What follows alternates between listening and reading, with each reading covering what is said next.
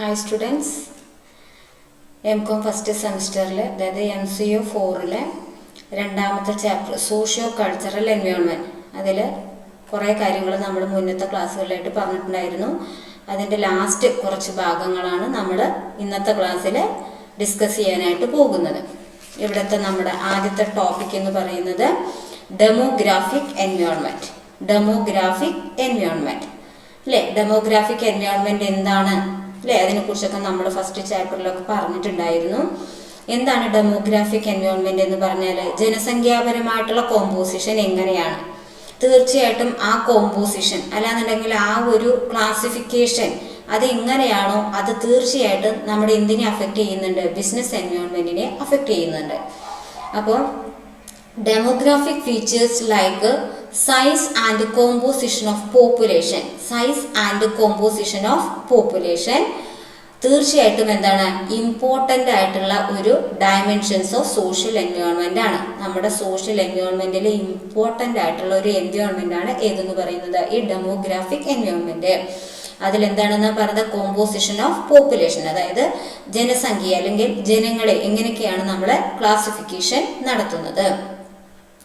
അപ്പോൾ ഈ ഡെമോഗ്രാഫിക് എൻവയോൺമെൻറ്റിലെ അല്ലെങ്കിൽ ആ ഒരു സെക്ഷനിൽ വരുന്ന കാര്യങ്ങൾ size and growth rate, size and growth rate of the population, അതായത് പോപ്പുലേഷൻ്റെ സൈസ് എത്രത്തോളം ഉണ്ട്, അതേപോലെ തന്നെ അതിൻ്റെ ഗ്രോത്ത് റേറ്റ്, അതേപോലെ തന്നെ ലൈഫ് എക്സ്പെക്റ്റൻസി. ലൈഫ് എക്സ്പെക്റ്റൻസി എന്ന് പറഞ്ഞാൽ എന്താ? ആവറേജ് ഏജ്, ലൈഫ് എക്സ്പെക്റ്റൻസി, അതേപോലെ തന്നെ ഏജ് കോമ്പോസിഷൻ, ഏജ് കോമ്പോസിഷൻ, അതേപോലെ തന്നെ സെക്സ് കോമ്പോസിഷൻ, പിന്നെന്താണ്? Ethnic composition. Ethnic composition, ethnic എന്ന് പറഞ്ഞാൽ എന്താ? വർഗപരമായ, അതായത് ഏതെങ്കിലും ഒരു പ്രത്യേക കാറ്റഗറിയിലുള്ള ആളുകളെ നമ്മൾ എന്താണ് കാറ്റഗറൈസേഷൻ നടത്തുക, അതിനെയാണ് എത്നിക് കോമ്പോസിഷൻ എന്ന് പറയുന്നത്.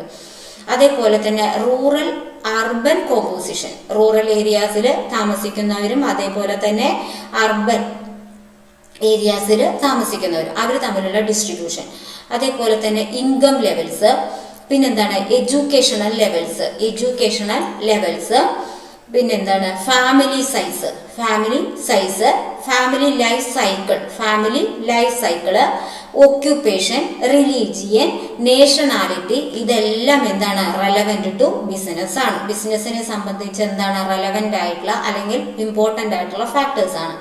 ഇത്രയും ഫാക്ടേഴ്സ് ആണ് ഏതിൽ ഇൻക്ലൂഡഡ് ആയിരിക്കുന്നത്? ഡെമോഗ്രാഫിക് എൻവയോൺമെന്റിൽ ഇൻക്ലൂഡഡ് ആയിരിക്കുന്നത്.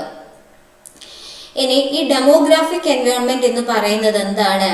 Differ from country to country, അത് ഒരു രാജ്യത്ത് നിന്നും വേറൊരു രാജ്യത്തേക്ക് പോകും തോറും, അല്ലെങ്കിൽ and also from place to place, ഒരു സ്ഥലത്ത് നിന്നും വേറൊരു സ്ഥലത്തേക്ക് പോകും തോറും, within the same country or region, ഒരു സ്ഥലത്തായിക്കോട്ടെ അല്ലെങ്കിൽ ഒരു റീജിയനിലായിക്കോട്ടെ അല്ലെങ്കിൽ ഒരു കൺട്രിയിലായിക്കോട്ടെ അല്ലെങ്കിൽ ഒരു കൺട്രിയിൽ നിന്ന് വേറൊരു കൺട്രിയിലേക്ക് പോകുകയാണ് എന്നുണ്ടെങ്കിലും ഇതിലെല്ലാത്തിലും എന്ത് സംഭവിക്കാം? വ്യത്യാസങ്ങൾ സംഭവിക്കാം. It may also change significantly over time, പിന്നെ ഇതിനനുസരിച്ചും മാറ്റങ്ങൾ വരാം, സമയത്തിനനുസരിച്ചും മാറ്റങ്ങൾ വരാം. മനസ്സിലായി? ഓരോ ടൈമും ചേഞ്ച് ചെയ്യുന്നതിനനുസരിച്ച് ഇങ്ങനെയുള്ള കാര്യങ്ങളിൽ എന്ത് വരികയാണ്? വ്യത്യാസങ്ങൾ വരികയാണ്. അതാണ് പറയുന്നത് it may also change significantly over time.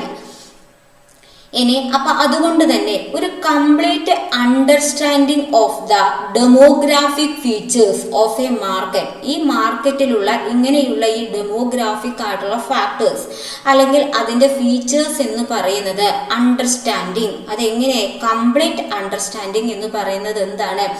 Is necessary four designing appropriate business strategies. Appropriate ആയിട്ടുള്ള ബിസിനസ് സ്ട്രാറ്റജീസ് അല്ലെങ്കിൽ ബിസിനസ് ഡിസിഷൻസ് എടുക്കുന്നതിന് വേണ്ടിയിട്ട് ഇങ്ങനെ ഈച്ച് ആൻഡ് എവരി മൈന്യൂട്ട് ആയിട്ടുള്ള കാര്യങ്ങൾ പോലും മനസ്സിലാക്കി എടുക്കുക എന്നുള്ളത് എന്താണ്? അത്യാവശ്യമായിട്ടുള്ള കാര്യമാണ്.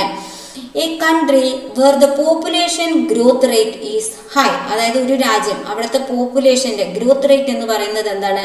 ഹൈ ആണ്. ചിൽഡ്രൻ കോൺസ്റ്റിറ്റ്യൂട്ട് എ ലാർജ് അല്ലെങ്കിൽ സെക്ഷൻ ഓഫ് പോപ്പുലേഷൻ, അതായത് ആ പോപ്പുലേഷന്റെ വലിയൊരു സെക്ഷൻ തന്നെ ആരാണ്? ഈ കുട്ടികളായിരിക്കും. അപ്പോൾ പോപ്പുലേഷൻ ഗ്രോത്ത് റേറ്റ് എന്ന് പറയുന്നത് വളരെ വലുതായിട്ടുള്ള ഒരു രാജ്യമാണ് അല്ലെങ്കിൽ ഒരു പ്ലേസ് ആണ് എന്നുണ്ടെങ്കിൽ അവിടെ എന്തുണ്ടായിരിക്കും? കുട്ടികൾ കൂടുതലായിട്ടും ഉണ്ടായിരിക്കും. പോപ്പുലേഷന്റെ ഒരു ലാർജ് ഭാഗം തന്നെ ആരായിരിക്കും? ചിൽഡ്രൻ ആയിരിക്കും അല്ലെങ്കിൽ കുട്ടികളായിരിക്കും. അപ്പൊ അങ്ങനെയുള്ള സ്ഥലങ്ങളിൽ അല്ലെങ്കിൽ ഏരിയാസിൽ demand for the baby product is very high. അവിടെ ബേബി പ്രൊഡക്ട്സിനുള്ള ഡിമാൻഡ് എന്ന് പറയുന്നത് എന്തായിരിക്കും? വളരെ ഹൈ ആയിരിക്കും. ഇനി in the people constitute large section of population and the nature of demand for products and the consumption pattern. അതായത് എൽഡർലി പീപ്പിൾ, അതായത് എങ്ങനെയുള്ള സിറ്റുവേഷനിൽ ഹയർ ലൈഫ് എക്സ്പെക്റ്റൻസി, അതായത് അവരുടെ ആവറേജ് ഏജ് എന്ന് പറയുന്നത് അല്ലെങ്കിൽ മോർട്ടാലിറ്റി റേറ്റ് എന്നൊക്കെ പറയുന്നത് എന്താണ്? കുറച്ച് കൂടുതൽ ഏജ് വരെയാണ് എന്നുണ്ടെങ്കിൽ അങ്ങനെയുള്ളവിടെ എന്തായിരിക്കും? കൂടുതൽ എൽഡർ ആയിട്ടുള്ള പേഴ്സൺസ് ഉണ്ടായിരിക്കുമല്ലോ. അപ്പൊ അങ്ങനെയുള്ളവിടെ ഏത് പ്രൊഡക്റ്റ് കൂടുതൽ ചെലവാകും അല്ലെങ്കിൽ ഡിമാൻഡ് ഉണ്ടായിരിക്കും? എൽഡർ ആയിട്ടുള്ള ആളുകൾ ഉപയോഗിക്കുന്ന സാധനങ്ങളുടെ ഡിമാൻഡ് എന്ന് പറയുന്നത് വളരെ ഹൈ ആയിരിക്കും. അപ്പോൾ growth rate, population growth rate കൂടുന്ന സിറ്റുവേഷനിൽ കുട്ടികൾ എന്താണ്? ചിൽഡ്രൻസിന്റെ എണ്ണം എന്ന് പറയുന്നത് എന്താണ്? ഒരുപാടായിരിക്കും. അപ്പോൾ അവരുടെ പ്രൊഡക്ട്സിന്, ബേബി പ്രൊഡക്ട്സിന്റെ ഡിമാൻഡ് ഹൈ ആയിരിക്കും. അതേപോലെ തന്നെ ലൈഫ് എക്സ്പെക്റ്റൻസി എന്ന് പറയുന്നത് എന്താണ്? കൂടുതലായിട്ടുള്ള ഏരിയാസിൽ കൂടുതൽ ആളുകളും എന്തായിരിക്കും? എൽഡർ പേഴ്സൺസ് ആയിരിക്കും അല്ലേ? അപ്പൊ അതുകൊണ്ട് തന്നെ അവിടെ അങ്ങനെയുള്ള ആളുകൾ ഉപയോഗിക്കുന്ന പ്രൊഡക്ട്സിനായിരിക്കും എന്ത് കൂടുക? ഡിമാൻഡ് കൂടുക. അപ്പോൾ ഇതിനൊക്കെ അനുസരിച്ചാണ് നമ്മൾ എന്ത് തീരുമാനിക്കുന്നത്? ബിസിനസ് സ്ഥാപനങ്ങളിലെ സ്ട്രാറ്റജിക് ആയിട്ടുള്ള, അല്ലാന്നുണ്ടെങ്കിൽ ഏതിനായിരിക്കും ഡിമാൻഡ് കൂടുതൽ, അതൊക്കെ മനസ്സിലാക്കിയിട്ട് നമ്മൾ എന്ത് ചെയ്യുന്നു? കാര്യങ്ങൾ തീരുമാനിക്കുന്നു. അപ്പം ഇപ്പൊ ഇങ്ങനെയുള്ള കാര്യങ്ങൾ, അത്രയും മൈന്യൂട്ടായിട്ടുള്ള കാര്യങ്ങളും കൂടെ നമ്മൾ ശ്രദ്ധിക്കണം എന്ന് പറഞ്ഞു. അപ്പൊ അതുകൊണ്ട് തന്നെ both quantitative and qualitative aspects of demographic environment, അതായത് നമ്മുടെ ഡെമോഗ്രാഫിക് എൻവയോൺമെന്റിൽ ക്വാളിറ്റേറ്റീവ് ആയിട്ടുള്ള ആസ്പെക്ട്സുകൾ ഉണ്ടാകാം, അതേപോലെ തന്നെ ക്വാണ്ടിറ്റേറ്റീവ് ആയിട്ടുള്ള ആസ്പെക്ട്സുകളും ഉണ്ടാകാം. അപ്പോൾ this we need to study both the quantitative and qualitative aspects of demographic environment. അതായത് ഡെമോഗ്രാഫിക് എൻവയോൺമെന്റിന്റെ ക്വാണ്ടിറ്റേറ്റീവും അതേപോലെ തന്നെ ക്വാളിറ്റേറ്റീവും ആയ എന്താണ് ഫാക്ടേഴ്സിനെ, അല്ലാന്നുണ്ടെങ്കിൽ കാര്യങ്ങളെ നമ്മൾ എന്ത് ചെയ്തിട്ടുണ്ടായിരിക്കണം? സ്റ്റഡി നടത്തിയിട്ടുണ്ടായിരിക്കണം. അതെന്താണ്? അത്യാവശ്യമായിട്ടുള്ള ഒരു കാര്യമാണ് എന്നാണ് പറയുന്നത്. ഇനി ഇവിടെ ആദ്യം പറയുന്നത് ക്വാണ്ടിറ്റേറ്റീവ് ആസ്പെക്ട്സ്, അതായത് മെഷർ ചെയ്യാൻ പറ്റുന്ന, അതാണല്ലോ ഈ ക്വാണ്ടിറ്റേറ്റീവ് എന്നതിന് അർത്ഥം. അപ്പൊ ക്വാണ്ടിറ്റേറ്റീവ് ആസ്പെക്ട്സിൽ എന്തൊക്കെ കാര്യങ്ങളാണ് വരണേ എന്നുള്ളത്, അതായത് ഇപ്പോൾ സൈസ് ഓഫ് ദ പോപ്പുലേഷൻ എന്ന് പറയുന്നത് എന്താണ്? ഇമ്പോർട്ടൻ്റ് ആയിട്ടുള്ള ഒരു ഡിറ്റർമിനന്റ് ആണ് എന്ന് പറഞ്ഞു. സൈസ് ഓഫ് ദ പോപ്പുലേഷൻ, അതിനനുസരിച്ചാണ് നമ്മൾ എത്ര ക്വാണ്ടിറ്റി ഉൽപ്പാദിപ്പിക്കണം അങ്ങനെയുള്ള കാര്യങ്ങളൊക്കെ തീരുമാനിക്കുന്നത്. അപ്പൊ size of the population is an important determinant of demand for many products, അതായത് പല പ്രോഡക്ട്സിന്റെയും എന്താണ് ഡിറ്റർമിനന്റ് അല്ലെങ്കിൽ ഡിമാൻഡിനുള്ള ആ ഒരു കണക്ക് തീരുമാനിക്കുന്നത് എന്തിനനുസരിച്ചാണ്? എത്രത്തോളം ആളുകൾ നമ്മുടെ സാധനങ്ങൾ വാങ്ങിക്കും എന്നതിനനുസരിച്ചാണ്. അപ്പോൾ there are countries with less than A lack of people. അപ്പോൾ ചില രാജ്യങ്ങളിൽ എന്തുണ്ടായിരിക്കാം? വളരെ കുറഞ്ഞ ജനസംഖ്യ ഉണ്ടായിരിക്കാം. അതേസമയം those with thousands of millions on the other, എന്താണ്? മില്യൺസ് അല്ലെ, തൗസൻഡ്സ് ഓഫ് മില്യൺസ്, അതായത് ദശലക്ഷക്കണക്കിന് ആളുകൾ എവിടെ ഉണ്ടായിരിക്കാം? വേറെ രാജ്യങ്ങളിലും ഉണ്ടായിരിക്കാം. അതായത് ചില പ്ലേസുകളിൽ അല്ലെങ്കിൽ ചില രാജ്യങ്ങളിൽ ജനസംഖ്യ വളരെ കുറവായിരിക്കാം. അതേപോലെ തന്നെ മറ്റുള്ള രാജ്യങ്ങളിൽ എന്തായിരിക്കാം? ഒരുപാട് ആളുകൾ, അല്ലാന്നുണ്ടെങ്കിൽ കോടിക്കണക്കിന് ആളുകൾ ഉണ്ടായിരിക്കാം. ഇനി poor countries with small population, ഇനി എന്താണ്? ചില രാജ്യങ്ങൾ എന്താണ്? പുവർ കൺട്രീസും ഉണ്ടായിരിക്കും, ചിലത് എന്താണ്? റിച്ച് കൺട്രീസും ഉണ്ടായിരിക്കും. അപ്പൊ പുവർ കൺട്രിയുമാണ്, അതേസമയം അവിടെ എന്താണ്? സ്മോൾ പോപ്പുലേഷനുമാണ്. അപ്പൊ സാധാരണയായിട്ട് നോട്ട് അട്രാക്റ്റീവ് ഫോർ ബിസിനസ്, അങ്ങനെയുള്ളവരുടെ ബിസിനസ്മാൻമാർക്ക് എന്തുണ്ടാകില്ല? അത്രത്തോളം അട്രാക്റ്റീവ്നെസ് ഉണ്ടായിരിക്കില്ല. കാരണം അവിടെ ആളുകളും കുറവാണ്, അതേപോലെ തന്നെ പുവർ ആയിട്ടുള്ള ആളുകളാണ് അവിടെ ലിവ് ചെയ്യുന്നത്. അപ്പൊ തീർച്ചയായിട്ടും അവർക്ക് എന്താണ്? അവരുടെ കപ്പാസിറ്റി അല്ലെങ്കിൽ പർച്ചേസിങ് പവർ എന്ന് പറയുന്നത് കുറവായിരിക്കും. അപ്പൊ അങ്ങനെയുള്ളവരുടെ സാധാരണയായിട്ട് ബിസിനസ്മാൻമാര് എന്താണ്? അത്രത്തോളം എന്താണ്? ബിസിനസ് ചെയ്യാനായിട്ട് താല്പര്യപ്പെടുന്നില്ല. അതാണ് പറയുന്നത് with small population, poor countries with small population are generally not attractive for business. ഇനി ആസ് അഗെയിൻസ്റ്റ് അഡ്വാൻസ്ഡ് കൺട്രീസ്, അതായത് അഡ്വാൻസ്ഡ് കൺട്രീസ് ആണ് എന്നുണ്ടെങ്കിൽ particularly those with larger population, അവിടെ എന്തുണ്ടായിരിക്കും?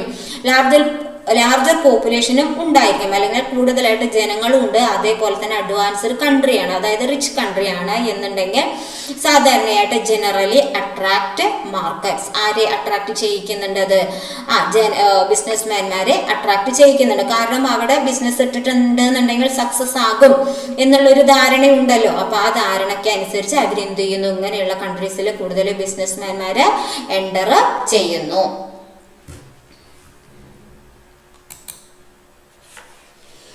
ഇനി അടുത്തത് ക്വാളിറ്റേറ്റീവ് ആസ്പെക്ട്സ്. ക്വാളിറ്റേറ്റീവ് ആസ്പെക്ട്സ് എന്ന് പറഞ്ഞാൽ എന്താ? അതിന്റെ ഗുണങ്ങൾ അല്ലെ, അതിനനുസരിച്ചിട്ടുള്ള കാര്യങ്ങൾ. Qualitative aspects of demographic environment എന്ന് പറയുന്നത്, അതായത് ഡെമോഗ്രാഫിക് എൻവയോൺമെന്റിന്റെ ക്വാളിറ്റേറ്റീവ് ആയിട്ടുള്ള ആസ്പെക്ട്സുകള് ലൈഫ് എക്സ്പെക്ടൻസി, അടുത്തത് age composition, sex composition, rural urban distribution, literacy and such other dimensions. ഇത്രയുമാണ് qualitative aspects of the demographic environment പറയുന്നത്. അതായത് life expectancy, age composition, sex composition, rural urban distribution, അതേപോലെ തന്നെ literacy and such other dimensions. ഇതിൽ ഓരോ കാര്യങ്ങളെ കുറിച്ചിട്ടും പറയുന്നുണ്ട്. ആദ്യത്തെ എന്താണ്? ലൈഫ് എക്സ്പെക്ടൻസി അല്ലെ, നമ്മൾ 1-2 ക്ലാസ്സുകളിൽ പറഞ്ഞിട്ടുണ്ടായിരുന്നു എന്താണ് ലൈഫ് എക്സ്പെക്ടൻസി. അതായത് ഓരോരുത്തരുടെയും എന്താണ്, എത്രത്തോളമാണ് അല്ലെ അവർ ജീവിച്ചിരിക്കുക അല്ലെ, അത് തന്നെയാണ്, ആ ഒരു ഏജിനെയാണ് നമ്മൾ ലൈഫ് എക്സ്പെക്ടൻസി എന്ന് പറയുന്നത്. അല്ലെങ്കിൽ ആവറേജ് ഏജ് എന്നൊക്കെ മൊത്തത്തിൽ പറയുകയാണെന്നുണ്ടെങ്കിൽ എന്താണ് ആവറേജ് ഏജ് എന്ന് പറയാം. The health and general level of mortality of a community is reflected in the measure of mean expectation of life at birth. Health and general level of mortality, health and general level of mortality. അതായത് ചില സ്ഥലങ്ങളിൽ എന്തായിരിക്കാം life expectancy കൂടുതലായിരിക്കാം, ചിലവിടെ എന്താണ് കുറവായിരിക്കാം. ഇപ്പൊ life expectancy കൂടുതലാണെന്നുണ്ടെങ്കിൽ പറഞ്ഞു അവിടെ എന്താണ് ഏജ് കൂടുതലുള്ളവർ ആയിട്ടുണ്ടായിരിക്കും. അപ്പൊ അങ്ങനെയുള്ള സിറ്റുവേഷനിൽ എങ്ങനെയുള്ള സാധനങ്ങൾക്ക് ഡിമാൻഡ് കൂടും? ഈ എൽഡർ ആയിട്ടുള്ള അല്ലാന്നുണ്ടെങ്കിൽ പ്രായമുള്ള ആളുകൾ ഉപയോഗിക്കുന്ന സാധനങ്ങളുടെ ഡിമാൻഡ് സാധാരണയായിട്ട് എന്താണ് കൂടുതലായിരിക്കും. അതാണ് ഈ ലൈഫ് എക്സ്പെക്ടൻസി എന്നുള്ള പോയിന്റിൽ പറയുന്നത്. അടുത്തത് ഏജ് കോമ്പോസിഷൻ, അതായത് ഓരോരുത്തരുടെ ഏജിനെ വെച്ചിട്ട് എന്ത് നടത്താണ്? ക്ലാസിഫിക്കേഷൻ അല്ലെങ്കിൽ കാറ്റഗറൈസേഷൻ നടത്താണ്. Changes in the age composition are worth noting as these changes in the size of the working population. അതായത് ഇപ്പോൾ ഈ ഏജ് കോമ്പോസിഷൻ നടത്തി അവിടെ എന്താണ് യങ് ആയിട്ടുള്ള ആളുകളുടെ നമ്പർ ആണ് കൂടുതൽ എന്നുണ്ടെങ്കിൽ, അല്ലാന്നുണ്ടെങ്കിൽ വർക്ക് ചെയ്യുന്നവരുടെ നമ്പറാണ് കൂടുതൽ എന്നുണ്ടെങ്കിൽ അവർക്ക് മുഖ്യമായിട്ടും മറ്റുള്ളവരെ ഡിപ്പെൻഡ് ചെയ്യേണ്ടതായിട്ട് അങ്ങനെ വരുന്നില്ല. അപ്പോൾ അവർക്ക് എന്താണ് സ്വന്തം കാലിൽ നിൽക്കാനുള്ള ഒരു എന്താ പറയുക കഴിവ്, അല്ലാന്നുണ്ടെങ്കിൽ അവർക്ക് അതിനനുസരിച്ചിട്ടുള്ള ഒരു ജോലി ഉണ്ടായിരിക്കും. അപ്പൊ അങ്ങനെയുള്ളവര് ഉപയോഗിക്കുന്ന സാധനങ്ങളുടെ ഡിമാൻഡ് എന്ന് പറയുന്നത് എന്താണ് കൂടുതലായിരിക്കും. കാരണം എന്താ? അത് വാങ്ങിക്കുന്നതിനുള്ള പൈസ എന്താണ് അവരുടെ കയ്യിൽ തന്നെ ഉണ്ട്, അല്ലെങ്കിൽ അവർക്ക് മറ്റുള്ളവരെ ഡിപ്പെൻഡ് ചെയ്യേണ്ടതായിട്ട് വരുന്നില്ല. അപ്പൊ തീർച്ചയായിട്ടും അങ്ങനെയുള്ളവരുടെ അല്ലെങ്കിൽ അങ്ങനെയുള്ളവർക്ക് ആവശ്യമുള്ള ആ പ്രൊഡക്റ്റ് എന്ന് പറയുന്നത് അല്ലെങ്കിൽ ആ പ്രൊഡക്റ്റിന്റെ ഡിമാൻഡ് എന്ന് പറയുന്നത് എന്തായിരിക്കും? ഹൈ ആയിരിക്കും. ഇനി നെക്സ്റ്റ് പോയിന്റ് വരുന്നത് സെക്സ് കോമ്പോസിഷൻ. എന്താണ് sex composition? Change in sex composition or sex ratio, അതായത് ratio of females to male. അതെന്താണ്? It's a significant factor in the analysis of the social wellbeing എന്നാണ് പറയുന്നത്. അതായത് ഡെമോഗ്രാഫിക് എൻവയോൺമെന്റിലെ ക്വാളിറ്റേറ്റീവിൽ വരുന്ന ഒരു ആസ്പെക്റ്റ് ആണത്. ഈ സെക്സ് കോമ്പോസിഷൻ എന്ന് പറയുന്നതും എന്തിനെ അഫക്റ്റ് ചെയ്യുന്നുണ്ട്? നമ്മുടെ ബിസിനസ് എൻവയോൺമെന്റിനെ അഫക്റ്റ് ചെയ്യുന്നുണ്ട്. ഇനി next one rural urban distribution. അതായത് ഇപ്പോൾ നമ്മൾ കൂടുതൽ ആളുകളും എന്താണ് അർബൻ ഏരിയാസിൽ താമസിക്കാനായിട്ട് ഇഷ്ടപ്പെടുന്നവരുണ്ടാകാം. കൂടുതൽ എന്താണ് അർബൻ സെന്ററുകളിൽ അല്ലാന്നുണ്ടെങ്കിൽ അർബൻ ഏരിയാസിലേക്ക് മൂവ് ചെയ്യുന്ന ആളുകളുണ്ട് ഫോർ ജോബ് പർപ്പസ് എക്സെട്ര. അതായത് അപ്പോൾ അവരുടെ ജോലിയുടെ ആവശ്യത്തിനായാലും ശരി, കുറച്ചും കൂടെ എന്താ പറയുക സൗകര്യമുള്ളവിടെ ജീവിക്കണം, അങ്ങനെയുള്ള മെന്റാലിറ്റി ഉള്ളവരൊക്കെ എന്താണ് കൂടുതലായിട്ട് അർബൻ സെന്ററിലേക്ക് മൂവ് ചെയ്യുന്നവരുണ്ട്. But at the same time India continues to have predominantly rural population or rural areas. പക്ഷെ കുറേ പേര് ഇപ്പോഴും എന്ത് തന്നെ കണ്ടിന്യൂ ചെയ്തുകൊണ്ടേ ഇരിക്കുന്നുണ്ട്, ഈ റൂറൽ ഏരിയാസിൽ താമസിക്കാനായിട്ട് ഇഷ്ടപ്പെടുന്നവരുമുണ്ട്. അപ്പൊ അവര് എവിടെയാണോ താമസിക്കുന്നത്, ചിലവരിപ്പോ പറഞ്ഞു അർബൻ ഏരിയാസിലായിരിക്കും, ചിലവരെന്താണ് at the same time they like live in rural areas. അപ്പോൾ റൂറൽ ഏരിയാസിൽ താമസിക്കുന്നവരും അർബൻ ഏരിയാസിൽ താമസിക്കുന്നവരും അവരുടെ ആവശ്യങ്ങളിൽ എന്തുണ്ടാകാം, വ്യത്യാസങ്ങൾ ഉണ്ടാകാം. അപ്പൊ തീർച്ചയായിട്ടും ഇങ്ങനെയുള്ള ഒരു ആസ്പെക്ട്സ് കൂടെ ഏതിൽ അടങ്ങിയിട്ടുണ്ട്, നമ്മുടെ ഡെമോഗ്രാഫിക് എൻവയോൺമെന്റിൽ അടങ്ങിയിട്ടുണ്ട്. ഇനി നെക്സ്റ്റ് ലിറ്ററസി. എന്താണ് ലിറ്ററസി? അതായത് നമ്മുടെ ലിറ്ററസി അല്ലാന്നുണ്ടെങ്കിൽ അതിന്റെ നിരക്ക്, ലിറ്ററസിയുടെ നിരക്ക്. അപ്പൊ പ്രധാനമായിട്ടും പറയുകയാണെന്നുണ്ടെങ്കിൽ there is a close positive relationship between education and level of economic well-being. അതായത് എഡ്യൂക്കേഷനും, അതായത് ഓരോരുത്തരുടെ വിദ്യാഭ്യാസവും അതേപോലെ തന്നെ അവരുടെ എക്കണോമിക് വെൽബീയിങ്ങും തമ്മിൽ എന്തുണ്ട്, ഒരു പോസിറ്റീവായിട്ടുള്ള ഒരു റിലേഷൻ തന്നെ ഉണ്ട്. അതായത് കുറച്ച് വിദ്യാഭ്യാസമുള്ളവർ എന്താണ് കുറച്ചുകൂടെ നന്നായി ജീവിക്കണം എന്ന് കൂടുതലായിട്ട് ആഗ്രഹിക്കുന്നവരാകാം. അപ്പൊ അവരതിനു വേണ്ടി ശ്രമിച്ചുകൊണ്ട് ഇരിക്കുന്നത് കൊണ്ട് തന്നെ അവർക്ക് എന്താണ് നല്ല ജോലിയും കാര്യങ്ങളൊക്കെ ഉണ്ടായേക്കാം. അപ്പൊ അതുകൊണ്ട് തന്നെ അവരുടെ ഇക്കണോമിക്കലി നമ്മൾ നോക്കുകയാണെന്നുണ്ടെങ്കിൽ കുറച്ചും കൂടെ എന്തായിരിക്കും, സെറ്റപ്പ് ആയിരിക്കാം with compared to low education group. അപ്പോൾ വിദ്യാഭ്യാസമുള്ളവർക്ക് അങ്ങനെയുള്ള ആഗ്രഹങ്ങൾ എന്താണ് കൂടുതലാണ്. അപ്പൊ അവർ അതിന് വേണ്ടിയിട്ട് ട്രൈ ചെയ്തുകൊണ്ടേയിരിക്കും. അപ്പൊ അവരുടെ സാമ്പത്തികപരമായിട്ടുള്ള അവസ്ഥ എന്ന് പറയുന്നത് എന്താണ്, കുറച്ചുകൂടെ വെൽ സെറ്റപ്പ് ആയിരിക്കും. അപ്പോൾ ഇനി അർബൻ ഏരിയാസിലുള്ള ആളുകൾ എന്ന് പറയുന്നത്, അല്ലെങ്കിൽ ജനങ്ങൾ എന്ന് പറയുന്നത്, അല്ലെങ്കിൽ അവരുടെ ലിറ്ററസി റേറ്റ് എന്ന് പറയുന്നത്, the proportion of literacy among males as well as female, അതായത് മെയിലിന്റെയും ഫീമെയിലിന്റെയും പ്രൊപ്പോർഷൻ എടുത്ത് നോക്കുകയാണ് എന്നുണ്ടെങ്കിൽ എന്താണ്, higher in urban areas. Literacy rate എവിടെ തന്നെയാണ് കൂടുതൽ, അർബൻ ഏരിയാസിൽ തന്നെയാണ് കൂടുതൽ as against in the rural areas. അപ്പൊ അവരുടെ ലിറ്ററസി റേറ്റും കൂടെ ഏതിനെ അഫക്റ്റ് ചെയ്യുന്നുണ്ട് എന്നാണ് പറയുന്നത്, നമ്മുടെ ബിസിനസ് എൻവയോൺമെന്റിനെ അഫക്റ്റ് ചെയ്യുന്നുണ്ട്. ഇനി അടുത്ത നമ്മുടെ ടോപ്പിക് എന്ന് പറയുന്നത് dualism in India and problem of uneven income distribution. Dualism in India and problem of uneven income distribution. Dual എന്ന് പറഞ്ഞാൽ എന്താണ്, രണ്ട്. അതായത് ഇന്ത്യയിൽ എന്താണ് രണ്ട് തരത്തിലുള്ള, ഇപ്പൊ എന്തിന്റെ കാര്യം നോക്കുകയാണെന്നുണ്ടെങ്കിലും ഒരു രണ്ട് തരത്തിലുള്ള ദ്വന്ദ്ഭാവം എന്നാണ് പറയുന്നത്. അങ്ങനെയുള്ള പ്രോബ്ലംസ്, അതേപോലെ തന്നെ അൺഈവൻ ഇൻകം ഡിസ്ട്രിബ്യൂഷൻ, അതായത് ഇൻകത്തിന്റെ കാര്യത്തിലായാലും ശരി എന്തിന്റെ കാര്യത്തിലായാലും ശരി നമ്മുടെ ഇന്ത്യക്കാരെന്താണ് ഒരു രണ്ട് രീതിയിലാണ് അവരെ കണക്കാക്കുന്നത്. ഇപ്പോ basically implies existence of two contrasting societies within A country. അതായത് നമ്മുടെ ഇന്ത്യ അല്ലെങ്കിൽ നമ്മുടെ കൺട്രിയില് ടു കോൺട്രാസ്റ്റിംഗ് സൊസൈറ്റീസ് ഉണ്ട് എന്നാണ് പറയുന്നത്. രണ്ട് വ്യത്യാസപ്പെട്ട സൊസൈറ്റീസ് ഉണ്ട് എന്നാണ് പറയുന്നത്. അതിനെയാണ് ഡുവലിസം, രണ്ട് വ്യത്യസ്ത സൊസൈറ്റീസ്. അതായത് Indian economy that they can be characterized as dualistic economy. സമ്പത്തിന്റെ കാര്യത്തിലായാലും എന്തിന്റെ കാര്യത്തിലായാലും ഡുവലിസ്റ്റിക് ആണെന്നാണ് പറയുന്നത്. അപ്പൊ ഇക്കണോമിക്കലി പറയുകയാണെന്നുണ്ടെങ്കിൽ ഡുവലിസ്റ്റിക് എക്കണോമിയാണ്. അതായത് ടു ഇന്ത്യാസ് വിത്തിൻ ഇന്ത്യ, ഇന്ത്യയുടെ ഉള്ളിൽ തന്നെ എന്തുണ്ട്, രണ്ട് ഇന്ത്യക്കാരുണ്ട് എന്നാണ് പറയുന്നത്. ടു ഇന്ത്യൻസ് അല്ലെങ്കിൽ ടു ഇന്ത്യാസ് വിത്തിൻ ഇന്ത്യ, ഇന്ത്യയുടെ ഉള്ളിൽ തന്നെ എന്താണ് രണ്ട് ഇന്ത്യക്കാരുണ്ട് അല്ലെങ്കിൽ രണ്ട് ഇന്ത്യയുണ്ട്, രണ്ട് വിഭാഗങ്ങളുണ്ട് എന്നെല്ലാം പറയാം. ആരൊക്കെയാണത് നമുക്കറിയാം അല്ലെ. ഒന്ന് എന്താണ് റിച്ച് പേഴ്സൺസും ആയിരിക്കും, രണ്ടാമത്തെ എന്താണ് പുവർ പേഴ്സൺസും ആയിരിക്കും. ഇനി അപ്പോ ഫസ്റ്റ് വിഭാഗം എന്ന് പറയുന്നത് റിച്ച്, അഫ്ലുവന്റ്, അതേപോലെ തന്നെ enjoying all luxuries of life. അവരെന്താണ് റിച്ച് ആയിരിക്കും, അതേപോലെ തന്നെ അഫ്ലുവന്റ് ആയിരിക്കും, അതായത് സാമ്പത്തികപരമായിട്ട് മുന്നിൽ നിൽക്കുന്നവര് അല്ലെങ്കിൽ സമ്പത്തുള്ള എന്നൊക്കെ പറയാം അഫ്ലുവന്റ് എന്ന് പറഞ്ഞാല്. And enjoying all luxuries of life, അവര് ജീവിതത്തില് എല്ലാ കാര്യങ്ങളും എന്ത് ചെയ്യുന്നുണ്ട്, അവര് അനുഭവിക്കുന്നുണ്ട്, എല്ലാ ലക്ഷറീസ് ആയിട്ടുള്ള കാര്യങ്ങളും അനുഭവിക്കുന്നുണ്ട്. പക്ഷെ ഓൺ ദ അതർ ഹാൻഡ് വേറൊരു രീതിയിലോ പറഞ്ഞിട്ടുണ്ട് എന്നുണ്ടെങ്കിൽ എക്സ്ട്രീംലി പൂവർ, അത്രയും പാവപ്പെട്ട ആളുകൾ നമ്മുടെ ഇന്ത്യയിലുണ്ട്. where people do not have an access to even a single meal a day.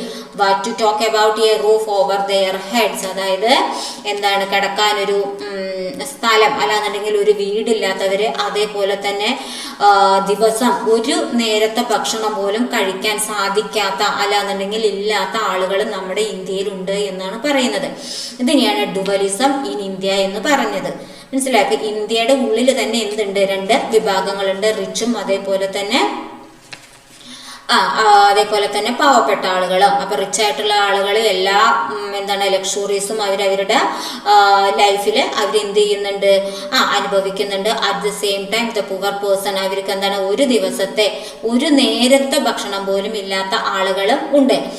ഇനി there is one India characterized by modern economy and side by side another India characterized by traditional primitive economy. അതായത് ധനപരമായിട്ട് അല്ലെങ്കിൽ സാമ്പത്തികപരമായിട്ട് ഉള്ള വ്യക്തികൾ എന്താണ് modern ആയിട്ടുള്ള ലൈഫായിരിക്കും enjoy ചെയ്യുക. പക്ഷെ മറ്റു വിഭാഗക്കാർ എന്താണ് ഒരു പഴഞ്ചൻ രീതിയിലായിരിക്കാം അവരുടെ ലൈഫ് സ്റ്റൈൽ എന്ന് പറയുന്നത്. കാരണം അവർക്ക് അതിനുള്ള സമ്പാദ്യമേ അല്ലാന്നുണ്ടെങ്കിൽ ധനമേ അവരുടെ കയ്യിലുള്ളൂ. അപ്പൊ അതുകൊണ്ട് അവർ അങ്ങനെയുള്ള ഒരു ജീവിതമായി അവര് ജീവിച്ചു വരുന്നുണ്ടാകുക. അപ്പൊ നമ്മുടെ ഇന്ത്യയിൽ തന്നെ 2 തരത്തിലുള്ള ആളുകൾ ഉണ്ട് എന്നാണ് പറയുന്നത്. അപ്പൊ അതെന്താണ് മെയിൻ ആയിട്ടുള്ള ഒരു പ്രശ്നം തന്നെയാണ് അല്ലെ. അപ്പൊ ഇതിനെയാണ് നമ്മൾ എന്തെന്ന് വിളിക്കുന്നത്, ഡുവലിസം ഇൻ ഇന്ത്യ. അടുത്ത നമ്മുടെ topic pattern of income distribution in India. Pattern of income distribution in India, അതായത് നമ്മുടെ ഇന്ത്യയിലുള്ള ഇൻകം ഡിസ്ട്രിബ്യൂഷന്റെ പാറ്റേൺ എങ്ങനെയാണ് എന്നുള്ളതാണ്. ഇപ്പൊ നമ്മൾ ആൾറെഡി പറഞ്ഞിരുന്നു അല്ലെ, ഇൻകം എന്ന് പറയുന്നത് എന്താണ്, ഡിഫറെന്റ് ആളുകൾക്ക് ഡിഫറെന്റ് രീതിയിലാണ്. കുറെ ആളുകൾ സമൂഹത്തിൽ റിച്ച് ആയിട്ട് കഴിയുന്നവരുണ്ട്, കുറെ ആളുകൾ എന്താണ് പാവപ്പെട്ട ആളുകളും ഉണ്ട്. അപ്പൊ എന്തായാലും 2 രീതിയിൽ തന്നെയാണ് നമ്മുടെ ഇൻകം ഡിസ്ട്രിബ്യൂഷൻ എന്ന് പറയുന്നത്. അവർക്ക് അവരുടേതായിട്ടുള്ള വരുമാനത്തിനനുസരിച്ചിട്ടുള്ള ഒരു ലൈഫ് മാത്രമേ അവർക്ക് എന്താണ് ജീവിക്കാനായിട്ട് സാധിക്കുകയുള്ളൂ. അപ്പൊ അത് എല്ലാ കാര്യങ്ങളിലും അവരുടേതായിട്ടുള്ള എല്ലാ കാര്യങ്ങളിലും എന്തുണ്ടായിരിക്കും, വ്യത്യാസം ഉണ്ടായിരിക്കും. അതായത് അൺഈക്വൽ ആണ്. എന്താണ് ഈക്വൽ അല്ല, ഒരേപോലെ അല്ല എല്ലാവരും ഓരോ കാര്യങ്ങളും ചെയ്യുന്നത്. ഇനി ഇതിനായിട്ടുള്ള മെയിൻ ആയിട്ടുള്ള റീസൺ എന്ന് പറയുന്നത് inequalities in the credit facilities providing by the bank and other institution. ഇപ്പൊ നമുക്ക് പൈസ തൽക്കാലം കയ്യിലില്ല എന്നുണ്ടെങ്കിൽ നമ്മൾ എവിടെ നിന്ന് കടം വാങ്ങിക്കാം, ബാങ്കിൽ നിന്നോ അല്ലെങ്കിൽ അതുപോലെയുള്ള മറ്റുള്ള ധനപരമായിട്ടുള്ള ഇൻസ്റ്റിറ്റ്യൂഷനിൽ നിന്നും നമ്മൾ എന്ത് ചെയ്യും, ക്രെഡിറ്റിന് എടുക്കും. അപ്പൊ അവര് അനുവദിക്കുന്ന തുക എന്ന് പറയുന്നത് എന്തല്ല എന്നാണ് പറയുന്നത്, ഒരേപോലെ അല്ല. ഇപ്പൊ അവർക്കും അവരുടേതായിട്ടുള്ള മെയിൻ്റനൻസിന് വേണ്ടിയിട്ട് അവരുടെ റൂളുകളും ഫോളോ ചെയ്യേണ്ടതായിട്ടുണ്ട്. അപ്പൊ അതുകൊണ്ട് നമ്മൾ എന്താണ് സെക്യൂരിറ്റി പ്രൊവൈഡ് ചെയ്യേണ്ടതായിട്ട് വരും. ഇപ്പൊ എന്താണ് പാവപ്പെട്ട ആളുകൾക്ക് ചിലപ്പോൾ ആ സെക്യൂരിറ്റി ആയിട്ട് പ്രൊവൈഡ് ചെയ്യാനായിട്ടുള്ള വസ്തുവകൾ ഉണ്ടായിക്കൊള്ളണമെന്നില്ല. അതൊരു കാരണം തന്നെയാണ്. അപ്പൊ ഈ ക്രെഡിറ്റ് ഫെസിലിറ്റീസ് പ്രൊവൈഡ് ചെയ്യുന്നത് ഒരിക്കലും എന്തല്ല, ഒരേപോലെ അല്ല. അതേപോലെ തന്നെ പിന്നെ പറയുന്നത് poor implementation of economic policies. നമ്മുടെ സാമ്പത്തികപരമായ നയങ്ങളുടെ ആ ഇംപ്ലിമെന്റേഷൻ എന്ന് പറയുന്നത് എന്താണ്, അത്ര നല്ല രീതിയിലല്ല, അത് എഫക്റ്റീവ് അല്ല. പുവർ ആയിട്ടുള്ള എക്കണോമിക് പോളിസികളാണ് നമ്മൾ ഇവിടെ ഇംപ്ലിമെന്റേഷൻ നടത്തുന്നത്. അതേപോലെ തന്നെ inequality in land ownership. Inequality in land ownership, land ഓണർഷിപ്പിന്റെ കാര്യത്തിലായാലും എന്തില്ല, സമത്വമില്ല. അപ്പോൾ ഇൻഈക്വൽ ആയിട്ടാണ് കാര്യങ്ങൾ നടത്തുന്നത്. These are the causes for the unequal income distribution. Income distribution തുല്യമാവാതിരിക്കുന്നതിനുള്ള കാരണങ്ങളാണ് ഈ പറഞ്ഞത്. ഇനി അടുത്ത നമ്മുടെ ടോപ്പിക് എന്ന് പറയുന്നത് കൺസ്യൂമറിസം ഇൻ ഇന്ത്യ. ഇന്ത്യയിലെ കൺസ്യൂമറിസം.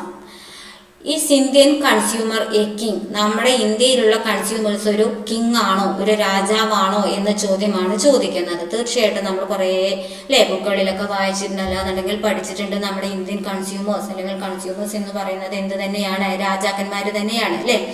ഈ ലിബറലൈസേഷനും അതേപോലെ തന്നെ ഗ്ലോബലൈസേഷനും എല്ലാം വന്നതിന് ശേഷം ബിസിനസ്സൊക്കെ ഒരുപാട് വളർന്ന് വലുതായി നമ്മളെ ഇവിടെയുള്ള അല്ലെങ്കിൽ നമ്മുടെ രാജ്യക്കാർ മറ്റുള്ള പുറത്തും അതേപോലെ തന്നെ അവിടെയുള്ള രാജ്യക്കാർ ഇവിടെയും എല്ലാം വന്നിട്ട് ബിസിനസ്സിൽ എൻ്റർ ചെയ്യാനായിട്ട് തുടങ്ങി. അതേപോലെ തന്നെ ഫോറിൻ ഡയറക്റ്റ് ഇൻവെസ്റ്റ്മെൻറ്റ് ഉണ്ടാകാനായിട്ട് തുടങ്ങി. അപ്പോൾ നമ്മുടെ ടെക്നോളജീസും കാര്യങ്ങളെല്ലാം ഒരുപാട് വളർന്ന് വലുതായി നമുക്ക് നല്ല നല്ല രീതിയിലുള്ള പ്രൊഡക്ട്സുകളും കാര്യങ്ങളൊക്കെ കിട്ടാനായിട്ട് തുടങ്ങി. ഇപ്പം നമ്മൾ ഏതെങ്കിലും ഒരു സാധനം വാങ്ങാനായിട്ട് ഉദ്ദേശിക്കുന്നുണ്ട് എന്നുണ്ടെങ്കിൽ നമുക്ക് ഇഷ്ടം പോലെ ചോയ്സുകളാണ്. ഏത് വേണമെന്നുണ്ടെങ്കിലും നമ്മുടെ ആവശ്യത്തിനനുസരിച്ച് സെലക്ട് ചെയ്യാവുന്നതാണ്. അത് ക്വാണ്ടിറ്റിയിലും ക്വാളിറ്റിയിലും എല്ലാം എന്തുണ്ട്, വ്യത്യാസങ്ങളുണ്ട്. വിലയിലും എന്തുണ്ടായിരിക്കും, അതിനനുസരിച്ചുള്ള വ്യത്യാസങ്ങൾ ഉണ്ടായിരിക്കും. അതായത് ക്വാളിറ്റി കൂടുമ്പോൾ എന്ത് കൂടും, വില കൂടും, അല്ലെങ്കിൽ അതിനനുസരിച്ചുള്ള ഫീച്ചേഴ്സ് കൂടുമ്പോൾ വില കൂടും. അതേപോലെ തന്നെ ക്വാണ്ടിറ്റി എന്ന് പറഞ്ഞാൽ നമുക്ക് എന്താണ്, ചെറിയ ക്വാണ്ടിറ്റി വേണമെന്നുണ്ടെങ്കിൽ അത് സെലക്ട് ചെയ്യാവുന്നതാണ്. അല്ല കുറച്ച് കൂടുതൽ വാങ്ങണമെന്നുണ്ടെങ്കിൽ വലിയ ക്വാണ്ടിറ്റിയിൽ നമുക്ക് സെലക്ട് ചെയ്യാവുന്നതാണ്. അപ്പൊ അതുകൊണ്ട് തന്നെ നമുക്ക് ഏത് രീതിയിലും എന്തുണ്ട്, ചോയ്സ് ഉണ്ട്, നമുക്ക് തിരഞ്ഞെടുക്കാം. ഇനി നമ്മുടേതായിട്ടുള്ള ഇഷ്ടത്തിനനുസരിച്ചും അല്ലെങ്കിൽ നമ്മുടെ ആവശ്യത്തിനനുസരിച്ചും ഉള്ള സാധനങ്ങൾ നമുക്ക് എത്തിച്ചു തന്നാൽ മാത്രമേ ആർക്കും നിലനിൽപ്പുള്ളൂ, ബിസിനസ്മാൻമാർക്കും നിലനിൽപ്പുള്ളൂ. അപ്പോൾ എന്തുകൊണ്ടും എന്താണ്, നമ്മുടെ കൺസ്യൂമേഴ്സ് എന്ന് പറയുന്നത് ആരാണ് എന്ന് പറയാം, രാജാക്കന്മാർ തന്നെയാണ് എന്ന് പറയാം. അപ്പോൾ safely assume Indian consumer is A king. Indian consumers എന്ന് പറയുന്നത് ആര് തന്നെയാണ്, രാജാവ് തന്നെയാണ്. ഇപ്പോൾ ഇന്ത്യൻ കൺസ്യൂമേഴ്സ് എന്ന് പറയുന്നത് രാജാവാണ് അല്ലെങ്കിൽ രാജാക്കന്മാരാണ് എന്നെല്ലാം പറഞ്ഞു. But at the same time അവർക്ക് എല്ലാവർക്കും എന്തില്ല, ഒരുപാട് നോളജ് ഒന്നും ഇതിനെക്കുറിച്ചില്ല. പ്രൊഡക്റ്റിനെ കുറിച്ച് എല്ലാവർക്കും ഒരേപോലെയുള്ള കാര്യങ്ങൾ അറിഞ്ഞോളണമെന്നില്ല. അപ്പോൾ he is not educated of his rights and responsibilities. ഒരു പ്രൊഡക്റ്റ് വാങ്ങി, അപ്പോൾ അതിനെന്തെങ്കിലും ബുദ്ധിമുട്ടുകൾ നേരിടേണ്ടതായിട്ട് വന്നു. അപ്പോൾ ഈ കൺസ്യൂമേഴ്സിന് എന്തെല്ലാം റൈറ്റ്സുകളാണ് ഉള്ളത്, അതേപോലെ തന്നെ എന്തെല്ലാം ഉത്തരവാദിത്തങ്ങളാണ് ഉള്ളത് എന്ന് പല കൺസ്യൂമേഴ്സിനും എന്തില്ല എന്ന് പറയുന്നത്, അതിനെക്കുറിച്ചിട്ടുള്ള ഒരു നോളജ് ഇല്ല. He has been unaware of the system for redressal and grievances. അല്ലാന്നുണ്ടെങ്കിൽ ഒരു ബുദ്ധിമുട്ട് വന്നു, ഗ്രീവാൻസസ് വന്നു, അതിനെ റീഡ്രസൽ ചെയ്ത് കിട്ടാനുള്ള അവകാശം എനിക്കുണ്ടോ, ഞാൻ എന്താണ് ചെയ്യേണ്ടത്, എവിടെ പോയിട്ട് എന്ത് ചെയ്യണം എന്നതിനെ കുറിച്ചുള്ള ഒരു അറിവ് എല്ലാ കൺസ്യൂമേഴ്സിനും ഇല്ല. അപ്പോൾ rights and responsibilities of the consumers, ഇനി അഥവാ ഒരു ഗ്രീവാൻസ് വരികയാണെന്നുണ്ടെങ്കിൽ അതിനെ റീഡ്രസൽ ചെയ്ത് കിട്ടാൻ, അല്ലാന്നുണ്ടെങ്കിൽ അതിന് പരിഹാരം ഇൻഡെംനിറ്റി കിട്ടാനായിട്ട് ഞാൻ എന്ത് ചെയ്യണം, എവിടെ പോയിട്ട് അപേക്ഷിക്കണം, അതിനെ കുറിച്ചുള്ള ഒരു അറിവൊന്നും എല്ലാവർക്കും ഇല്ല. നമ്മളെന്താ, അതിന് വാങ്ങാതിരുന്നാൽ പോരെ, അത് പോയാൽ പോട്ടെ എന്നും പറഞ്ഞ് നമ്മൾ എന്താണ്, തൽക്കാലം നമ്മൾ തന്നെ ആശ്വസിച്ച് എന്താണ്, നമ്മൾ ഒന്നിനും മെനക്കെടാതെ നമ്മൾ എന്താണ്, ഒതുങ്ങിക്കൂടുന്ന ആളുകളാണ് പലരും. അപ്പൊ അതുകൊണ്ട് തന്നെ കൺസ്യൂമേഴ്സിന് എന്താണ്, ക്രൗൺലെസ് കിങ് എന്നാണ് പറയേണ്ടി വരുന്നത്. ഈ ഒരു സിറ്റുവേഷനിൽ ഇങ്ങനെ നമ്മളൊരു കൺസെപ്റ്റ് എടുക്കുകയാണ് എന്നുണ്ടെങ്കിൽ, അതായത് കൺസ്യൂമേഴ്സിന് ഇതിനെക്കുറിച്ചുള്ള എഡ്യൂക്കേഷൻ ഉണ്ടോ, ഇങ്ങനെയുള്ള കാര്യങ്ങളിൽ അറിവുണ്ടോ എന്ന് ചോദിച്ചാൽ പലർക്കും അതിനെക്കുറിച്ചുള്ള അറിവില്ല. കൂടുതലായിട്ടും ആളുകൾ എന്താണ്, ഇതിന് ഒരു പ്രശ്നത്തിന് പോണ്ട എന്നുള്ള ഒരു രീതിയിൽ അവർ എന്താണ് മനസ്സിൽ വിചാരിച്ച് അങ്ങനെയുള്ള കാര്യങ്ങളിലൊന്നും എന്താ പറയുക എൻ്റർ ചെയ്യാതെ എന്താണ് ഒതുങ്ങിക്കൂടാനാണ് അവർ ശ്രമിക്കുന്നത്. അപ്പോൾ അതുകൊണ്ട് തന്നെ കൺസ്യൂമേഴ്സ് എന്താണെന്നാണ് പറയുന്നത്, ക്രൗൺലെസ് കിങ് എന്നാണ് പറയുന്നത്. അതായത് കിരീടമില്ലാത്ത രാജാവാണ്. രാജാവാണോ? അതെ. പക്ഷെ അവർ എന്ത് ചെയ്യുന്നില്ല, അങ്ങനെയുള്ള കാര്യങ്ങളെ കുറിച്ചിട്ടൊന്നും എന്തല്ല, ബോധവാന്മാരല്ല. അതുകൊണ്ട് രാജാവാണ്, പക്ഷെ ഇതെന്താണ്, ക്രൗൺലെസ് കിങ് ആണ് എന്നാണ് പറയുന്നത്. കിരീടമില്ലാത്ത രാജാവായിട്ടാണ് കൺസ്യൂമേഴ്സിനെ എന്ത് ചെയ്യുന്നത്, പ്രതിനിധീകരിക്കുന്നത്. നെക്സ്റ്റ് നമ്മുടെ ടോപ്പിക് എന്ന് പറയുന്നത് കൺസ്യൂമറിസം. അതായത് കൺസ്യൂമറിസം എന്ന് പറയുന്നത് encourages the acquisition of goods and services. അതായത് കൺസ്യൂമേഴ്സിനെ ഗുഡ്സും സർവീസസും അക്വയർ ചെയ്യുന്നത് അല്ലെങ്കിൽ വാങ്ങിക്കുന്നത്, നേടുന്നത് എന്താണ്, എൻകറേജ് ചെയ്യിക്കുക. അതാണ് എന്തുകൊണ്ട് ഉദ്ദേശിക്കുന്നത് കൺസ്യൂമറിസം. അതായത് അവർ സെലക്ട് ചെയ്യുന്ന ഗുഡ്സ് ആൻഡ് സർവീസസിനെ പരമാവധി എന്ത് ഉറപ്പ് വരുത്തണം, ക്വാളിറ്റി ഉറപ്പ് വരുത്തണം. അതേപോലെ തന്നെ അത് വാങ്ങി ഉപയോഗിക്കുന്നതിലൂടെ അവരുടെ പേഴ്സണലായിട്ടുള്ള കാര്യങ്ങൾക്കോ അല്ലാന്നുണ്ടെങ്കിൽ അവരുടെ പ്രോപ്പർട്ടിക്കോ ഒന്നും ഒരു തരത്തിലുള്ള നഷ്ടവും ഉണ്ടാകാനായിട്ട് പാടില്ല. അതായത് അവരെ സാറ്റിസ്ഫൈ ചെയ്യുന്നത് മുഖാന്തരം അവർ കൂടുതൽ സാധനങ്ങളും സേവനങ്ങളും എന്ത് ചെയ്തിട്ടുണ്ടായിരിക്കണം, വാങ്ങി ഉപയോഗിച്ചിട്ടുണ്ടായിരിക്കണം. അത് എൻകറേജ് ചെയ്യിക്കുക അല്ലെങ്കിൽ ഗുഡ്സ് ആൻഡ് സർവീസ് വാങ്ങിക്കുന്നത് എന്താണ്, അല്ലാന്നുണ്ടെങ്കിൽ അക്വയർ ചെയ്യാനായിട്ട് സഹായിക്കുക എന്നുള്ളൊരു കാര്യമാണ് ഏതിലൂടെ ഉദ്ദേശിക്കുന്നത്, കൺസ്യൂമറിസം എന്നതിലൂടെ ഉദ്ദേശിക്കുന്നത്. അപ്പോൾ consumerism is A process of encouraging the acquisition of goods and services. സാധനങ്ങളും സേവനങ്ങളും അക്വയർ ചെയ്യുന്നത് എന്താണ്, എൻകറേജ് ചെയ്യിക്കുക എന്നതാണ് കൺസ്യൂമറിസം എന്നതുകൊണ്ട് ഉദ്ദേശിക്കുന്നത്. അതായത് അവരെ മെയിൻറ്റെയിൻ ചെയ്യണം, കൺസ്യൂമേഴ്സിനെ അവരുടേതായിട്ടുള്ള സേഫ്റ്റി ഉറപ്പുവരുത്തണം. അതേപോലെ തന്നെ അവരുടേതായിട്ടുള്ള പോസിറ്റീവായിട്ടുള്ള കാര്യങ്ങളൊക്കെ നിലനിർത്തണം. അതാണ് കൺസ്യൂമറിസം എന്ന് പറഞ്ഞാൽ. ഇനി ഇറ്റ് ഈസ് എ ബാറ്റിൽ. ഇതെന്താണെന്നാണ് പറയുന്നത്, ഇതൊരു ബാറ്റിലാണ്. against exploitation and this collective endeavor of the consumers to protect their interest. അതായത് കൺസ്യൂമേഴ്സിന്റെ താല്പര്യങ്ങളെ പ്രൊട്ടക്റ്റ് ചെയ്യുന്നതിനുള്ള ഒരു ബാറ്റിലായിട്ട് തന്നെ, ഒരു യുദ്ധമായിട്ട് തന്നെ എന്തിനെ കണക്കാക്കാവുന്നതാണ്? നമ്മുടെ കൺസ്യൂമറിസത്തിനെ കണക്കാക്കാവുന്നതാണ്.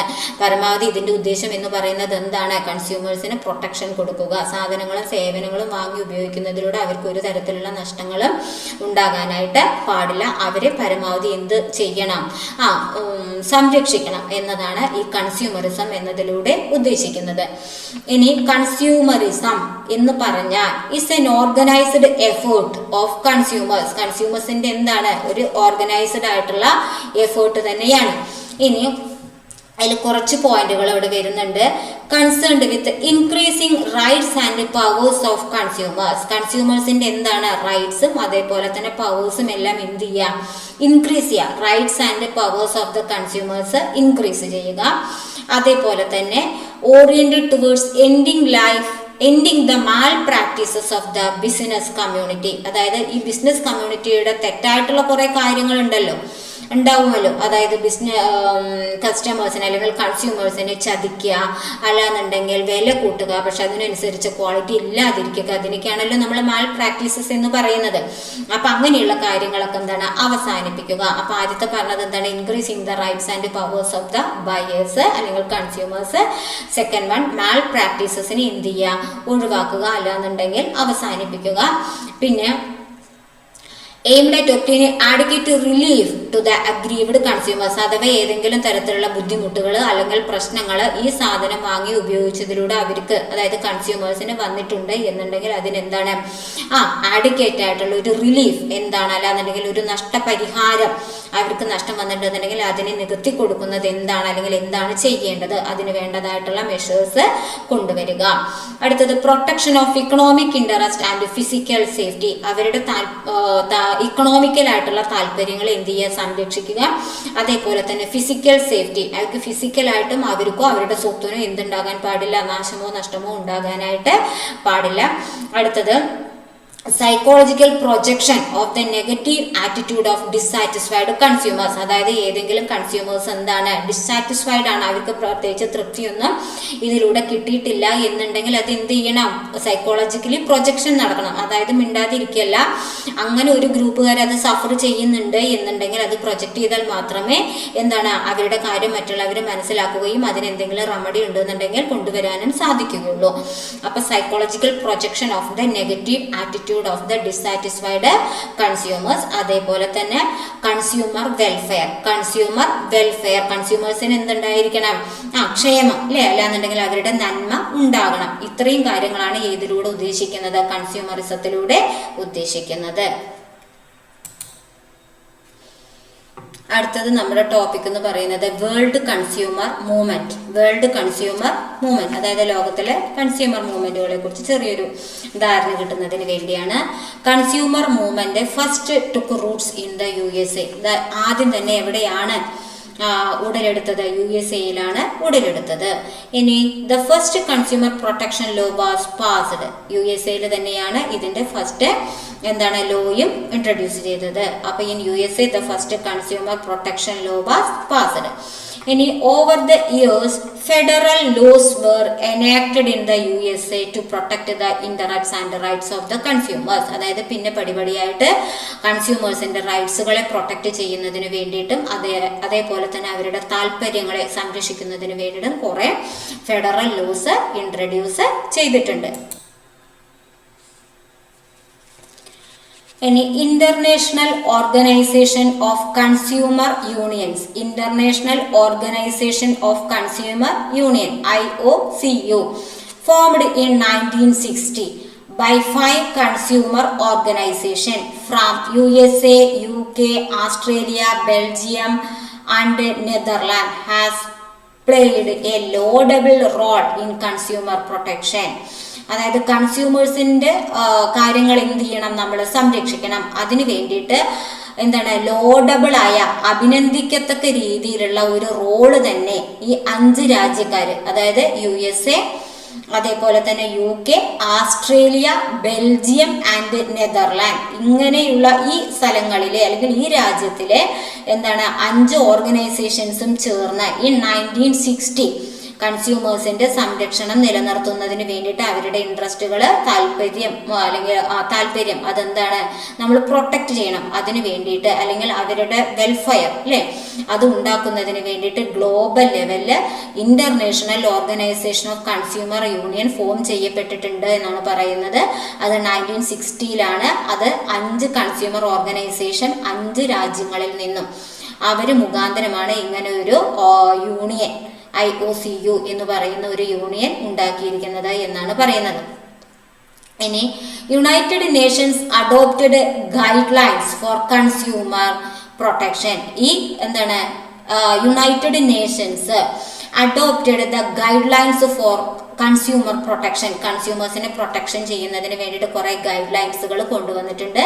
അതിൽ ഒന്നാമത്തെ കാര്യം പറയുന്നത് ഫിസിക്കൽ സേഫ്റ്റി, രണ്ടാമത്തെ ഇക്കണോമിക് ഇൻട്രസ്റ്റ്, സ്റ്റാൻഡേർഡ്സുകൾ, എസെൻഷ്യൽ ഗുഡ്സ് ആൻഡ് സർവീസസ്, അതായത് അവർക്ക് അത്യാവശ്യമായുള്ള സാധനങ്ങളും സേവനങ്ങളും ആയിരിക്കണം നമ്മൾ എൻ്റർ ചെയ്യേണ്ടത്.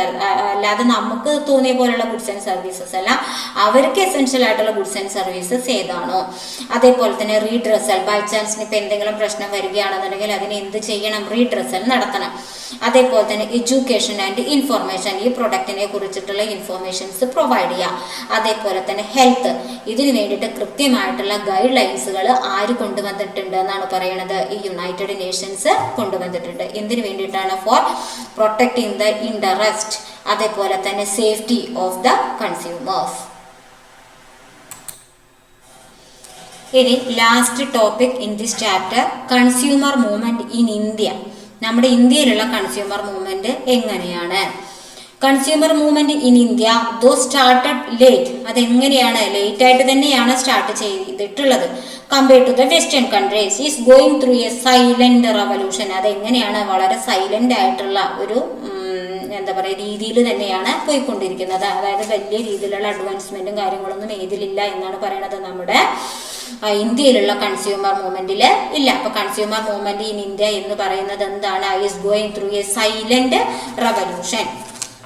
ഇനി ഇത് എമർജ് ചെയ്തിരിക്കുന്നത് ത്രൂ 4 ഡിഫറെന്റ് സ്റ്റേജസ്, 4 വ്യത്യസ്ത സ്റ്റേജുകളിലായിട്ടാണ് ഇത് എന്ത് ചെയ്തിരിക്കുന്നത്, എമർജ് ചെയ്തിരിക്കുന്നത് അല്ലെങ്കിൽ ഉത്ഭവിച്ചിരിക്കുന്നത്. ഫസ്റ്റ് സ്റ്റേജ് എന്ന് പറയുന്നത് more representational in nature, first stage of the consumer movement in India എന്ന് പറയുന്നത് എന്താണ്, കൂടുതൽ റെപ്രസെന്റേഷണൽ ഇൻ നേച്ചർ ആണ്. അതായത് ഈ ഫസ്റ്റ് സ്റ്റേജിന്റെ ബേസിക് ഐഡിയ എന്ന് പറയുന്നത് എന്താണ്, to make the consumer aware of their rights, അവരെന്തിനെ കുറിച്ച് അറിയണം, അവരുടേതായിട്ടുള്ള അവകാശങ്ങൾ എന്തൊക്കെയാണ് എന്നുള്ളത് അറിയണം. Consumer aware of their rights through writing articles, എന്തിലൂടെ, ആർട്ടിക്കിൾസിലുള്ള റൈറ്റിങ്ങിലൂടെ. അതേപോലെ തന്നെ newspapers in magazine, news പേപ്പറിലോ മാഗസിനിലോ അതേപോലെ തന്നെ വിവിധ തരത്തിലുള്ള ആർട്ടിക്കിൾസിലോ ഉള്ള ലേഖനം മുഖാന്തരം എന്ത് ചെയ്യണം, അവരുടേതായിട്ടുള്ള റൈറ്റ്സുകൾ എന്തൊക്കെയാണ് എന്നുള്ളത് അറിഞ്ഞിരിക്കണം. അതേപോലെ തന്നെ holding exhibitions and public speeches, ഒന്നുമില്ലാന്നുണ്ടെങ്കിൽ എക്സിബിഷൻസോ കാര്യങ്ങളൊക്കെ കൊണ്ടുവരിക. അതേപോലെ തന്നെ പബ്ലിക്കായിട്ട് സ്പീച്ചസ് കൊണ്ടുവരിക. ഇങ്ങനെ ഏതെങ്കിലും രീതികളൊക്കെ ഉപയോഗിച്ചിട്ട് എന്ത് ചെയ്തിട്ടുണ്ടായിരിക്കണം, അവർക്ക് അവരുടേതായിട്ടുള്ള റൈറ്റ്സുകൾ അറിഞ്ഞിരിക്കണം എന്നതാണ് ഏതിൽ പറയുന്നത്, ഫസ്റ്റ് സ്റ്റേജിൽ, അല്ലെങ്കിൽ basic idea of the first stage എന്ന് പറയുന്നത് ഇതാണ്. ഇനി രണ്ടാമത്തെ സ്റ്റേജ് എന്ന് പറയുന്നത് was direct action based on boycotting of goods, picketing, holding demonstration etcetera. അതായത് ഈ ബോയ്കോട്ടിംഗ് ഓഫ് ഗുഡ്സ്, പിക്കറ്റിംഗ് എന്നൊക്കെ പറഞ്ഞ ബഹിഷ്കരണം, ഹോൾഡിംഗ് ഡെമോൺസ്ട്രേഷൻ, അതായത് ഡെമോൺസ്ട്രേഷൻസ് കാര്യങ്ങളൊക്കെ കൊണ്ടുവരിക. This resulted in to the emergence of third stage, ഇതാണ് ഏതിന്റെ തുടക്കം എന്ന് പറയുന്നത്, മൂന്നാമത്തെ സ്റ്റേജിന്റെ തുടക്കം എന്ന് പറയുന്നത്. അതായത് രണ്ടാമത്തെ സ്റ്റേജിന്റെ റിസൾട്ടാണ് ഏത് സ്റ്റേജ് ഉണ്ടാകുന്നതിനുള്ള കാരണം എന്ന് പറയുന്നത് മൂന്നാമത്തെ സ്റ്റേജ്. അപ്പൊ രണ്ടാമത്തെ സ്റ്റേജിൽ എന്താ പറഞ്ഞത്, വാസ് ഡയറക്റ്റ് ആക്ഷൻ, ഡയറക്റ്റ് ആയിട്ടുള്ള ആക്ഷൻ കൊണ്ടുവരിക. ബേസ്ഡ് ഓൺ, അതിന്റെ അടിസ്ഥാനം എന്ന് പറയുന്നത് എന്താണ്, ബോയ്കോട്ടിംഗ് ഓഫ് ഗുഡ്സ്, അതായത് ഗുഡ്സുകളിലെ കാര്യങ്ങളൊക്കെ ബഹിഷ്കരണം കൊണ്ടുവരിക. പിക്കറ്റിംഗ് ഏകദേശം അതേപോലുള്ള മീനിങ് തന്നെയാണ്. അതേപോലെ തന്നെ ഹോൾഡിംഗ് ഡെമോൺസ്ട്രേഷൻ, അതായത് അവർക്ക് അതിനെ കുറിച്ചുള്ള അറിവ് കൊടുക്കുന്നതിന് വേണ്ടിയാണ് ഈ ഡെമോൺസ്ട്രേഷൻസും കാര്യങ്ങളൊക്കെ കൊണ്ടുവരണം എന്ന് പറയുന്നത്. അപ്പോൾ ഇത് സെക്കൻഡ് സ്റ്റേജിന്റെ റിസൾട്ടാണ് ഏതിലേക്ക് എൻ്റർ ചെയ്തത്? തേർഡ് സ്റ്റേജിലേക്ക് എൻ്റർ ചെയ്തത്. ഇനി അതിൽ പറയുന്നത് professionally managed consumer organisations played A vital role. It has come a long way from conventional activities of educating consumers. അതായത് കൺസ്യൂമേഴ്സിന് എന്ത് ചെയ്യുക? എഡ്യൂക്കേഷൻ കൊടുക്കുക. അതേപോലെ തന്നെ ഹാൻഡ്ലിംഗ് കൺസ്യൂമർ കംപ്ലൈൻറ്റ്സ്, കൺസ്യൂമേഴ്സിന്റെ പരാതികൾ എന്തെങ്കിലും ഉണ്ടെന്നുണ്ടെങ്കിൽ അതെന്താണ്? ഹാൻഡ്ലിംഗ് നടത്തുക. അതേപോലെ തന്നെ ഇൻവോൾവ് ലോബിയിങ്, ലിറ്റിഗേഷൻ, അഡ്വക്കസി, അതേപോലെ തന്നെ research and laboratory testing etcetera. അതായത് തേർഡ് സ്റ്റേജിൽ ഏതും കൂടെ ഉൾക്കൊള്ളുന്നതാണ് ലോബിയിങ്, അതായത് സ്വാധീനം. പിന്നെന്താണ്? ലിറ്റിഗേഷൻ, നിയമപരമായിട്ടുള്ള കാര്യങ്ങൾ. അതേപോലെ തന്നെ അഡ്വക്കസി, ശുപാർശ ചെയ്യുക. റിസർച്ച് ആൻഡ് ലബോറട്ടറി ടെസ്റ്റിംഗ്, ഇങ്ങനെയൊക്കെ മുഖാന്തരം അവർക്ക് എന്ത് കൊടുക്കുക എന്നുള്ളതാണ്? കൺസ്യൂമേഴ്സിന് എഡ്യൂക്കേഷൻ കൊടുക്കുക, കൂടുതൽ അതിനെക്കുറിച്ച് അറിയാനായിട്ടുള്ള എന്താണ് ഏരിയാസ് ഉണ്ടാക്കി കൊടുക്കുക. ഇതാണ് തേർഡ് സ്റ്റേജ് എന്ന് പറയുന്നത്. ഇനി ഫോർത്ത് സ്റ്റേജ് എന്ന് പറയുന്നത് എന്താണ്? It is the enactment of the consumer protection act 1986. അല്ലേ, നമുക്കൊക്കെ ഫെമിലിയർ ആയിട്ടുള്ള ഒരു കാര്യമാണ് 1986 കൺസ്യൂമർ പ്രൊട്ടക്ഷൻ ആക്ട് എന്ന് പറയുന്നത്. അതെന്താണ്? കൺസ്യൂമർ മൂവ്മെന്റ് ഇൻ ഇന്ത്യയിൽ 4 സ്റ്റേജ് ഉണ്ട് എന്ന് പറഞ്ഞു. അതിലത്തെ 4ാമത്തെ സ്റ്റേജിന്റെ എന്താണ് ഇമ്പോർട്ടൻസ് ആയിട്ടുള്ള ഒരു കാര്യമാണ് ഏതെന്ന് പറയുന്നത്? ഇത് emergence of the consumer protection act 1986. Consumer protection act 1986.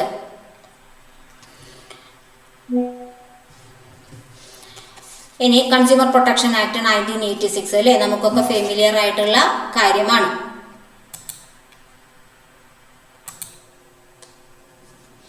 ഇനി ഈ കൺസ്യൂമർ പ്രൊട്ടക്ഷൻ ആക്ട് 1986ന്റെ എന്താണ് പ്രധാനമായിട്ടുള്ള ലക്ഷ്യങ്ങൾ എന്തൊക്കെയാണ്? Act aims at promoting and protecting the following rights of the consumers. കൺസ്യൂമേഴ്സിന്റെ താഴെ പറയുന്ന റൈറ്റ്സുകളെ പ്രൊട്ടക്ട് ചെയ്യുക അല്ലെങ്കിൽ പ്രൊമോട്ട് ചെയ്യുക എന്നുള്ള ഒരു ഉദ്ദേശം വെച്ചുകൊണ്ടാണ് എന്ത് വന്നിരിക്കുന്നത്? 1986 കൺസ്യൂമർ പ്രൊട്ടക്ഷൻ ആക്ട് വന്നിരിക്കുന്നത്. അതിലത്തെ ഫസ്റ്റ് വൺ പറയുന്നത് right of safety. Right of safety, സുരക്ഷിതത്വത്തിനുള്ള റൈറ്റ് എന്ന് പറയുന്നത്. അതായത് marketing of goods and services which are hazardous to life and property. അങ്ങനെയുള്ള സാധനങ്ങൾക്ക് എതിരായിട്ട്, അതായത് നമ്മുടെ ജീവനും അതേപോലെ തന്നെ നമ്മുടെ പ്രോപ്പർട്ടിക്കും ഹസാർഡസ്, അപകടകരമാകുന്ന രീതിയിൽ എന്തെങ്കിലും ഫീച്ചേഴ്സ് ആ സാധനത്തിനോ സേവനത്തിനോ ഉണ്ട്, അത് മുഖാന്തരം നമുക്ക് എന്തെങ്കിലും പ്രശ്നങ്ങൾ വരികയാണെന്നുണ്ടെങ്കിൽ അതിൽ നിന്നും എന്താണ് നമുക്കൊരു സേഫ്റ്റി വേണം അല്ലേ.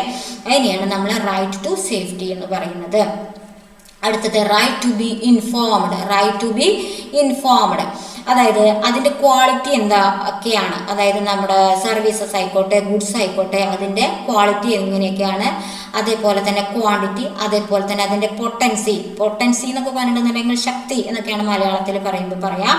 പൊട്ടൻസി, പ്യൂരിറ്റി, അതിൻ്റെ ശുദ്ധത അല്ലേ, അതേപോലെ തന്നെ അതിൻ്റെ സ്റ്റാൻഡേർഡ്, അതേപോലെ തന്നെ പ്രൈസ്, ഇങ്ങനെയുള്ള കാര്യങ്ങളെക്കുറിച്ചൊക്കെ നമുക്ക് ചോദിച്ച് മനസ്സിലാക്കാനും അല്ലെങ്കിൽ അത് പറഞ്ഞു തരാനും, അതായത് ഹിയേർഡ് എന്ന് പറഞ്ഞിട്ടുണ്ടെങ്കിൽ അല്ലെങ്കിൽ ഇൻഫോംഡ് എന്നൊക്കെ നമ്മൾ മാറി മാറി പറയാറുണ്ട്.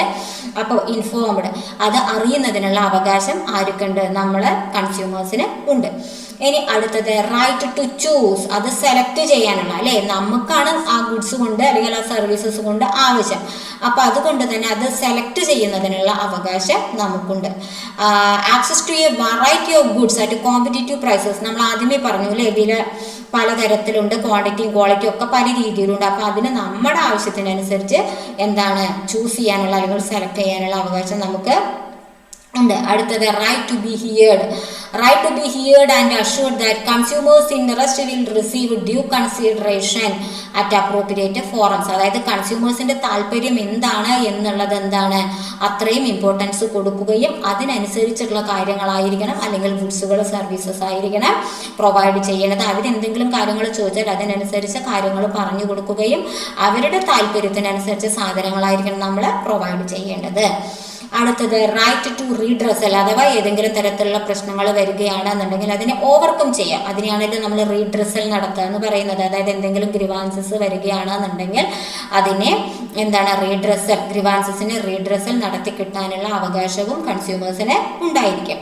And last one right to consumer education. Right to education relating to his legal rights. അതേപോലെ തന്നെ and remedies under different consumer laws. അതായത് ഇനിയും ഇതിൻ്റെ എന്താ പറയുക സബായിട്ട് കുറേ ലോസുകളൊക്കെ വരും. അപ്പോൾ ആ ലോസ് പ്രകാരം അല്ലാന്നുണ്ടെങ്കിൽ ഇവർക്ക് നിയമപരമായിട്ടുള്ള അവകാശങ്ങൾ എന്തൊക്കെയാണ് എന്ന് അറിയുന്നതിനുള്ള അവകാശവും ആർക്കുണ്ടായിരിക്കുന്നതാണ്? കൺസ്യൂമേഴ്സിന് ഉണ്ടായിരിക്കുന്നതാണ്. ഇതൊക്കെയാണ് മെയിനായിട്ട് 1986 കൺസ്യൂമർ പ്രൊട്ടക്ഷൻ ആക്ടിൻ്റെ മെയിനായിട്ടുള്ള എയിം എന്ന് പറയുന്നത്. അപ്പോൾ ഇത്രയും കാര്യങ്ങളാണ് നമ്മൾ ഈ രണ്ടാമത്തെ ചാപ്റ്ററിൽ പഠിക്കാനുണ്ടായിരുന്നത്. ഇനി നമുക്ക് അടുത്ത ക്ലാസ്സിൽ 3rd ചാപ്റ്ററുമായിട്ട് അടുത്ത ക്ലാസ്സിൽ കാണാം.